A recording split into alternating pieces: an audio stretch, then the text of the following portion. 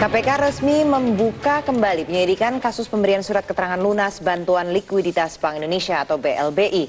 KPK juga menetapkan mantan Kepala Badan Penyataan Perbankan Nasional Syafruddin Tumenggung sebagai tersangka dalam kasus ini. Langkah KPK dinilai positif agar kasus yang telah mengendap belasan tahun segera tuntas. Babak baru kasus bantuan likuiditas Bank Indonesia atau BLBI telah dibuka. Saat ini KPK telah meningkatkan status kasus ini ke tahap penyidikan. Selain itu, KPK juga telah menetapkan mantan Kepala Badan Penyihatan Perbankan Nasional atau BPPN, Syafruddin Arsyad Tumenggung sebagai tersangka. Syafruddin dinilai bertanggung jawab dalam dugaan korupsi penerbitan surat keterangan lunas BLBI untuk Bank Dagang Nasional Indonesia yang menyebabkan kerugian negara senilai 3,7 triliun rupiah. KPK meningkatkan status penanganan perkara ke penyidikan dan menetapkan SAT sebagai tersangka. Tersangka SAT adalah selaku Ketua BPPN.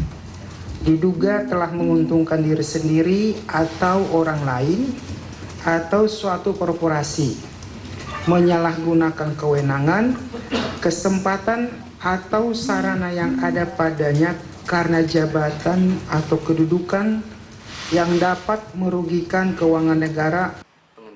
Penetapan Syafruddin sebagai tersangka dinilai ICW sebagai pintu masuk untuk membongkar tuntas kasus BLBI.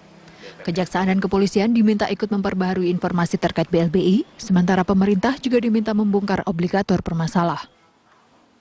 Ternyata BLBI bukan cuma sekedar skandal penyimpangan keuangan ya, tetapi juga misalnya obligor-obligor yang sudah jelas-jelas dianggap menyimpang, kemudian ternyata tidak memenuhi kewajibannya.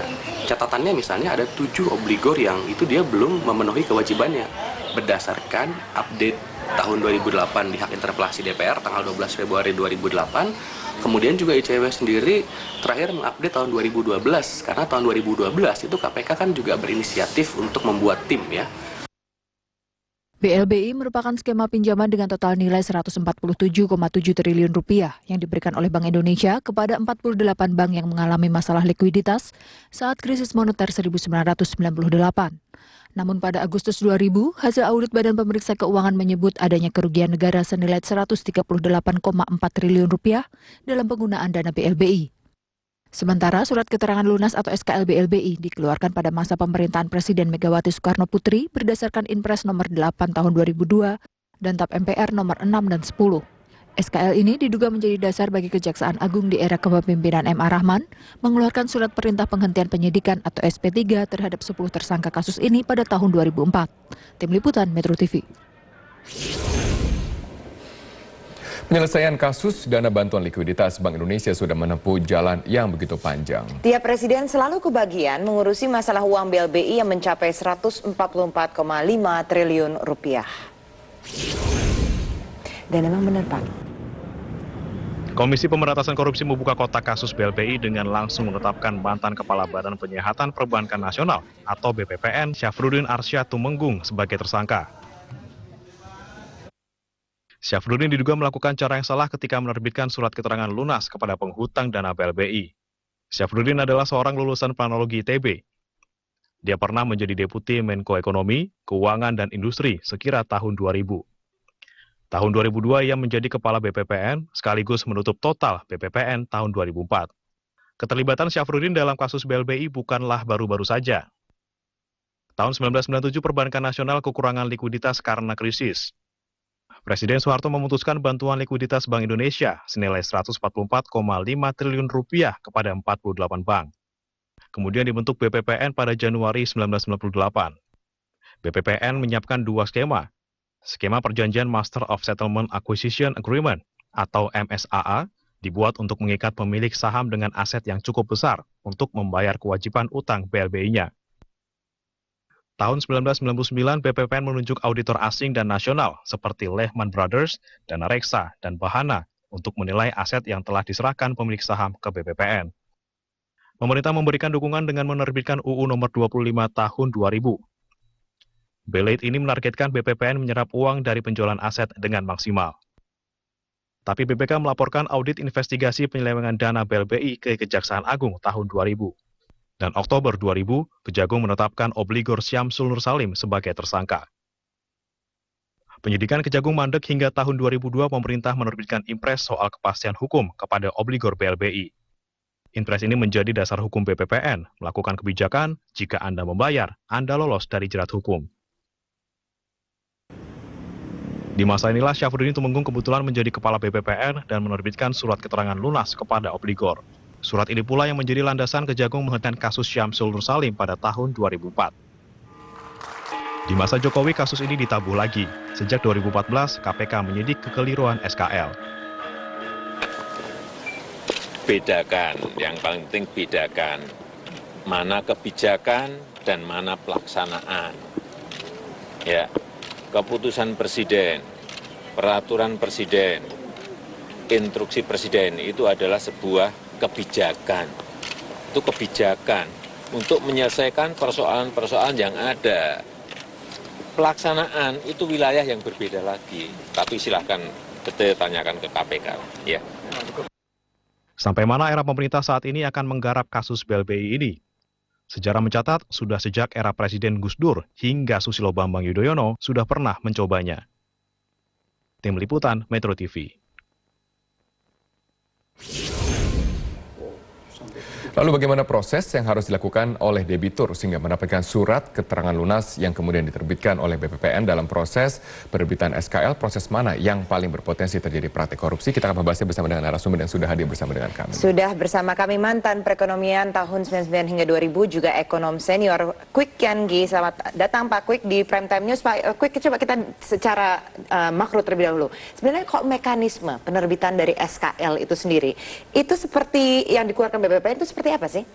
Yang diartikan SKL adalah surat keterangan lunas yang berarti bahwa utang tertentu itu sudah dinyatakan lunas sama sekali, sudah bersih itu SKL. Dan persyaratannya itu seperti apa? Seperti apa dia tuh bisa yang menilai jaminan asetnya itu jelas. Itu siapa kalau di situ kalau bisa menerima SKL ini? Itu sebetulnya badannya kan ya, namanya BPPN, Badan Penyihatan Perbankan Nasional, yang terkenal juga dengan IBRA, Indonesian Banking Restructuring Agency.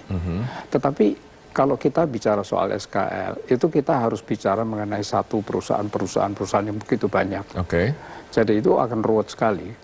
Pak Kwik, kalau kita lihat ada banyak sekali waktu itu debitur yang dikucurkan dananya 144 triliun rupiah. Kemudian besarannya adalah puluhan triliun untuk setiap masing-masing bank. Kemudian berapa proporsi yang harus dijaminkan oleh pemilik bank dari jumlah dana yang dikucurkan agar mendapatkan surat keterangan lunas atau jaminan?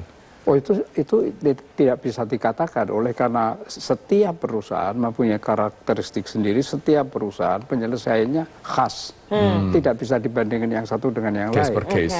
Tapi sebelum masuk ke dalam situ, saya kira apa tidak lebih baik membahas secara global dulu apa yang dinamakan BLBI, apa yang dinamakan obligasi rekap, apa yang dinamakan aset yang digelapkan sehingga sebelum apa-apa kok sudah dibeli keterangan lunas, apa tidak itu. Sebab kalau kita mau masuk mengenai SKL, kita terpaksa harus berbicara mengenai satu case, satu perusahaan.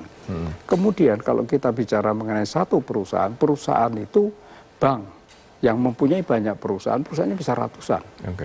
Setiap perusahaan dari yang ratusan itu karakteristiknya sendiri-sendiri, problematiknya sendiri-sendiri. Jadi sangat sulit berbicara mengenai itu. Untuk memberikan penjelasan duduk perkaranya itu sulit sekali kalau satu. Kalau gitu kalau kita lihat di sini dana BLBI 147,7 triliun diberikan kepada 48 bank, tapi 138,4 triliun yang dinilai ini merugikan negara. Begitu di sini karena penggunaan dananya itu kurang jelas. Sebenarnya loophole-nya ada di mana? Jadi begini, saya mesti cerita dulu waktu krisis tahun 1998 ya. Sebelum itu ada Pakto. Pakto itu adalah paket Oktober yang mengatakan bahwa siapa yang ingin mendirikan bank cukup mempunyai modal disetor 10 miliar. Nah, kita tahu sendiri banyaknya orang pedagang yang punya itu, maka pengusaha pedagang mendirikan bank dalam waktu singkat berdiri 200 bank. Tapi mereka tidak mempunyai latar belakang sebagai bankir. Nah, oleh karena itu sebetulnya sudah lama goyang, tetapi ketika terkena krisis, sebelum terjadi apa-apa, sebelum meledak artinya, sudah terjadi sebelum meledak, IMF memaksa 16 bank untuk menutup karena tidak layak menerima deposito. Ketika 16 bank ditutup, yang punya uang mau mengambil banknya mengatakan, uangmu tidak bisa karena bank kami sudah ditutup. Marah mereka. Oke. Nah, keesokan harinya bank-bank yang lain diras semua.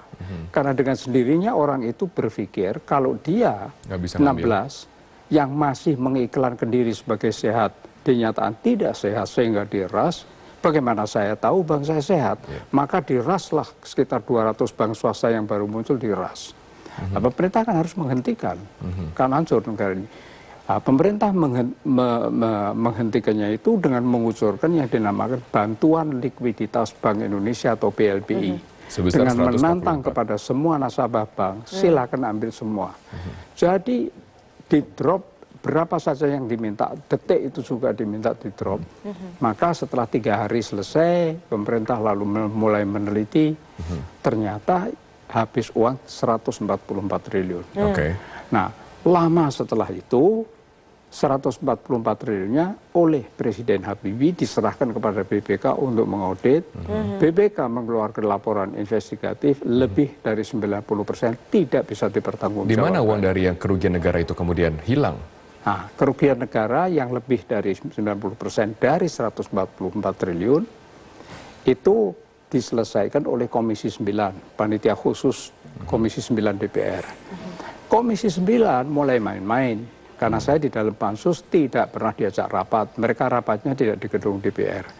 Mereka mengatakan sekarang kan harus Bank Indonesia harus bertanggung jawab 90%. Katakanlah 90% harus bertanggung jawab. Kalau Bank Indonesia bertanggung jawab berarti Bank Indonesia sebagai bank sentral bangkrut. Karena persyaratannya minimum equity 2 triliun. Nah, jadi mereka berembuk, lapor pada rapat pleno panitia khusus 20 diselesaikan dengan 25 triliun atau 28 triliun. Saya protes keras. Sebab mereka mengatakan kalau disuruh bertanggung jawab hanya 28 triliun tidak bangkrut. Dari 144? Iya. Dari 90% dari 144. Jadi ketika saya marah-marah, saya protes karena satu-satunya yang tidak diajak rapat oleh Pansus, mereka deadlock. Ketika deadlock ganti Menko, saya diganti oleh Pak Doro Jatun. Pak Doro Jatun minta advis kepada mantan gubernur Bank Sentral Amerika yang bernama Paul Volcker. Paul Volcker mengatakan, oke, itu mudah sekali diselesaikannya. Bank Sentral kan tidak bisa bangkrut. Jadi diselesaikan dengan pernyataan dari Menteri Keuangan dengan secarik kertas yang mengatakan kami menjamin sampai kapanpun, bagaimanapun Bank Indonesia akan kami danai sampai tidak pernah bangkrut, yang dinamakan Capital Maintenance Note. Jadi nota penjaminan, Capital Maintenance Note. Selesainya cuma begitu saja. Oke, dan inilah yang akhirnya diberikan note Capital Maintenance Note ini. Hanya untuk mengamankan bahwa Bank Indonesia tidak dinyatakan bangkrut. Oke. Kemudian bagaimana dengan kasus yang diusut oleh KPK sekarang? Pak Kwik ditahan di sana, kita akan jeda sejenak. Kami akan segera kembali sesaat lagi, tetaplah bersama kami dalam Prime Time News.